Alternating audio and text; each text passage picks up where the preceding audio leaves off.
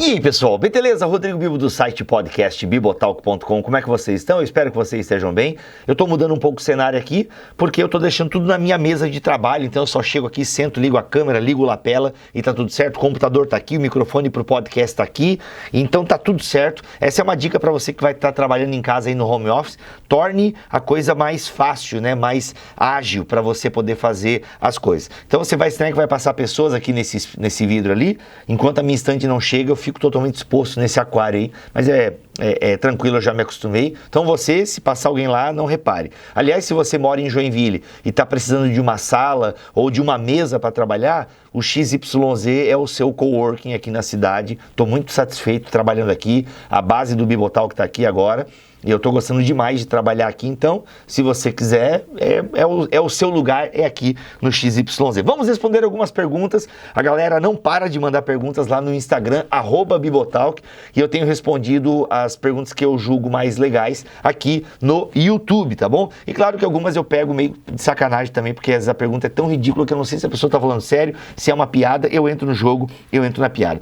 Interessante que nessa leva de perguntas que eu mandei aqui, 3 pessoas perguntaram basicamente a mesma coisa, que é o seguinte: qual o limite para o pastor da sua igreja se meter no que você faz? A outra pergunta era nesse sentido de qual é o limite do que nossa liderança e as áreas da nossa vida que a liderança pode tocar? Qual é o limite do que nossa liderança e as áreas da nossa vida que a liderança pode tocar? E teve uma outra pessoa que perguntou, e eu acabei deletando aqui, que era sobre a questão de paternidade espiritual e tal. Então eu vou juntar essas 3 perguntas numa resposta só. Bem, gente, a primeira coisa é o seguinte: um pastor, uma liderança só pode se meter na sua vida o tanto que você permitir, ok?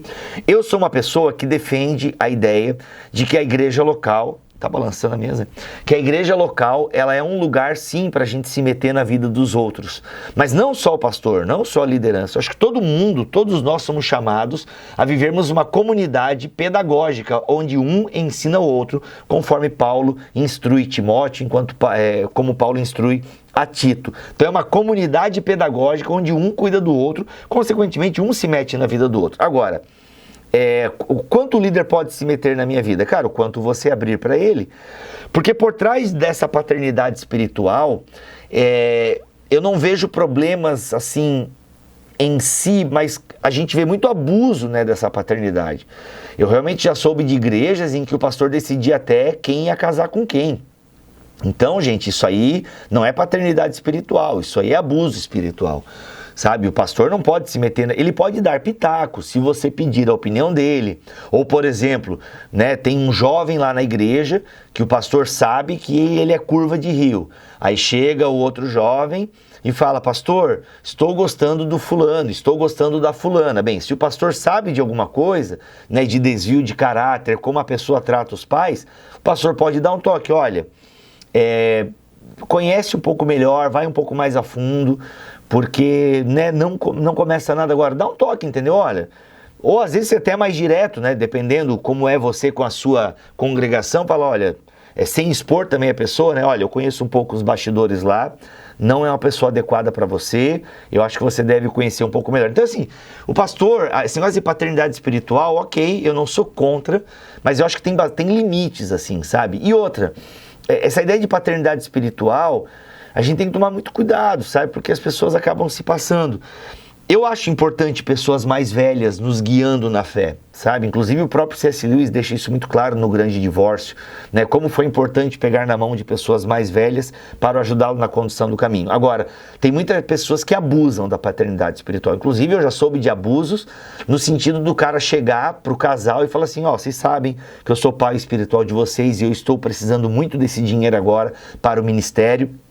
Porque o que aconteceu foi o seguinte: o casal chegou pro pastor e o pastor falou assim, ó, chegou pro pastor e falou: pastor, ganhamos uma herança, na época acho que era 30 mil, poxa, nosso pai vendeu lá um terreno e já separou um pouco da herança, poxa, pastor, fomos abençoados com 30 mil reais e tal. Cara, 2 dias depois o pastor estava lá utilizando a categoria de pai espiritual para pedir 17 mil emprestado, e a propósito nunca mais pagou esse 17 mil até onde eu sei a história. Então, assim, tem muitos abusos em nome dessa tal paternidade espiritual. Então, assim, cara, a liderança só pode se meter o tanto que você abrir ou o tanto de merda que você fez. Desculpa a expressão. O que eu quero dizer? Mano, se você lá, você congrega num ministério e você tá fazendo coisa errada e o líder sabe, ele tem o dever eclesiástico de se meter na sua vida e dizer, ei, mano, qual é que é? Né? Você tá fazendo coisa errada e a liderança tá sabendo, a liderança tem o dever de lhe apontar o caminho, sabe? E chamar você ao arrependimento e à mudança de atitude. Então, nesse sentido, sim. Agora a gente sabe de liderança que fica se metendo em tudo e dando pitaco em tudo. Aí tem que cortar as asinhas, tá? Agora, deixando bem claro, eu sou a favor da comunidade pedagógica, onde um se mete na vida do outro. Mas, gente, dentro de um limite bíblico, do amor bíblico, sabe? De não ser fofoca ou de se intrometer por se intrometer, mas algo que realmente é como cuidado, entendeu? Como cuidado. Então, nesse sentido, eu acho bem válido, bem prudente. Tá? Então, esse é o limite. Gente, a pergunta zoeira aqui. Haveria diferença entre música mundana e música secular? Não sei se a pessoa quis perguntar isso mesmo, mas a música mundana é do mundo, né? A música secular é desse século. Qual o limite? Já respondi. Um evangélico pode se casar com um espírita, tendo em vista que ele também crê em Jesus? Então, na minha opinião, não.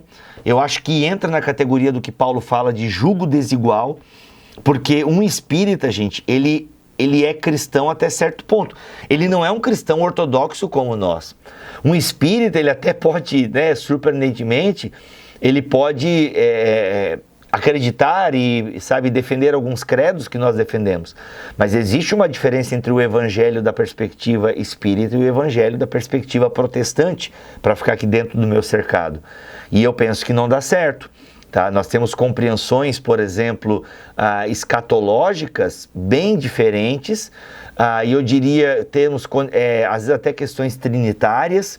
Será que Jesus no Espiritismo é o Filho de Deus, a segunda pessoa da Trindade encarnada e que depois vai ao céu com o seu corpo glorificado, né? Então, acho que tem algumas questões aí, gente, que não batem, tá? Principalmente na questão do que diz respeito nas vidas passadas e tal. Então, acho que tem algumas coisas do espiritismo que ferem a ortodoxia cristã. E aí, nesse sentido, eu penso que vai ser bem complicado. Vocês vão criar o filho dentro do protestantismo ou dentro do espiritismo. Pra vocês terem uma ideia, o Brasil é um país católico, né? Tem uma maioria católica por enquanto. Mas o catolicismo, ele é bem misturado com o espiritismo no Brasil, em vários lugares aqui do Brasil. Mas a doutrina católica não aceita isso, a doutrina oficial da igreja. Então, vocês terem uma ideia aqui, eu acho que não rola, eu acho que vai dar rolo, tá? Qual é o limite que a pessoa, já falei? Quando Jesus volta, não sabemos. Não sabemos, quem diz que sabe está mentindo, tá? Jesus, inclusive, fala pra gente não se preocupar. Inclusive, veja o vídeo passado, que até tem no título Volta de Jesus. Eu falo um pouquinho mais sobre isso, tá bem legal o vídeo, vê ele, que é o BTS 001, tá bom? Acreditar em teorias da conspiração não é incompatível com a fé na soberania de Deus? Não, é só perda de tempo, eu acho. Acha indispensável aprender as línguas... Não. Acha indispensável aprender as línguas originais para poder pregar e ensinar? Eita, que essa pergunta aqui é complicada, hein? Eu vou me complicar com o Paulo On. Gente, assim... Eu acho que as línguas... Isso aqui é bem acho, tá? Eu vou dizer o meu ministério. Eu aprendi grego e hebraico na faculdade e tive lá as questões básicas da língua. E depois eu nunca mais estudei. Desde 2007 que eu não estudo mais grego e hebraico. E eu continuo pregando e eu continuo ensinando. Agora, eu poderia pregar melhor e ensinar melhor tendo as bases da língua? Não tenho dúvida que sim. Não tenho dúvida que sim. De você poder, com o conhecimento da língua, você fazer a sua exegese e tal. Porque hoje eu dependo muito dos exegetas, dos comentários que eu acabo lendo. Então, assim, eu tenho meus dicionários, eu tenho os comentários, tenho comentários mais técnicos. Então, em certa medida, eu dependo desses comentários. Se você tem um conhecimento bom da língua, inclusive, o Paulo On está dando um curso de grego agora. Se você tem um conhecimento da língua, você com certeza vai tirar coisas e vai ter a sua sacada com o texto. E isso dá uma beleza. Agora sim, eu não acho que seja indispensável. Não, eu conheço bons pregadores que também não leem grego e hebraico, tá? Agora, Bibo, gostaria de fazer. Eu acho que você não vai perder o seu tempo. Bibo, por que você não faz? Bem, porque eu não quero. entende? Porque eu não quero, porque eu não tenho tempo para isso.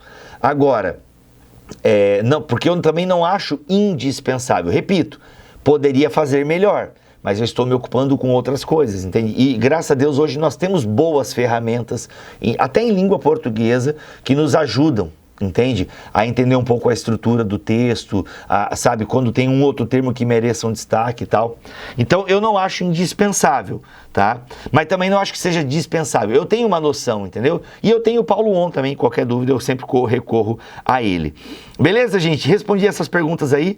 Deus abençoe vocês. Até o próximo BTS, se Deus quiser assim permitir. Curta esse vídeo, passa pra frente se você gostou.